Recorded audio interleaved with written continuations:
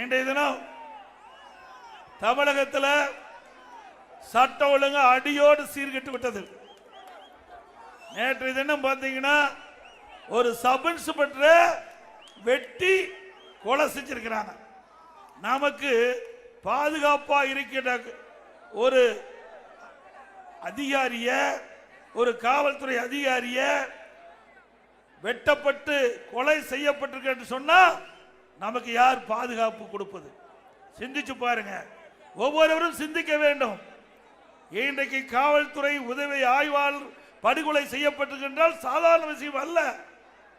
இன்றைக்கு நாட்டிலே சட்ட ஒழுங்கு அடியோடு சீர்கட்ட வேண்டும் என்பது நான் தொடர்ந்து வலியுறுத்தி வருகிறேன். அது இன்றைய தினம் நிரூபணமாக இருக்கின்றது. இன்றைக்கு நம்மை காக்க வேண்டிய காவல்துறைக்கு இப்படிப்பட்ட நிலை என்பதை நாம் ஒவ்வொருவரும் சிந்தித்து பார்க்க வேண்டும். அது மட்டுமல்ல, இன்றைய தினம் கோவையில் காவல் நிலையத்தில் ஒரு சப் இன்ஸ்பெக்டர் அவர் தற்கொலை செய்து கொண்டார். ஒரு பக்கம் அதே மாவட்டத்தில் வெட்டி கொலை செய்யப்படுகிறார். இன்னொரு பக்கம் காவல் நிலையத்திலேயே ஒரு எஸ்ஐ தற்கொலை செய்து கொண்டிருக்கிறார். அப்படி என்றால் இந்த ஆட்சியிலே சட்ட ஒழுங்கு எந்த அளவுக்கு மோசமாக இருக்கின்றது என்பதை நாம் உணர வேண்டும். இன்றைக்கு பயிரை வேலி காப்பதை போல மக்களை பாதுகாப்பது காவல்துறை. அந்த காவல்துறைக்கு பாதுகாப்பு இல்லாத ஒரு சூழ்நிலை தமிழகத்தில் இருந்து கொண்டிருக்கிறது. இதற்கெல்லாம் என்ன காரணம்? இன்றைக்கு சட்ட ஒழுங்கு சீர்கட்டுவதற்கு காரணம் போதை ஆசாமிகளால். இன்றைக்கு தமிழகத்திலே கஞ்சா விற்காத இடமே இல்லை.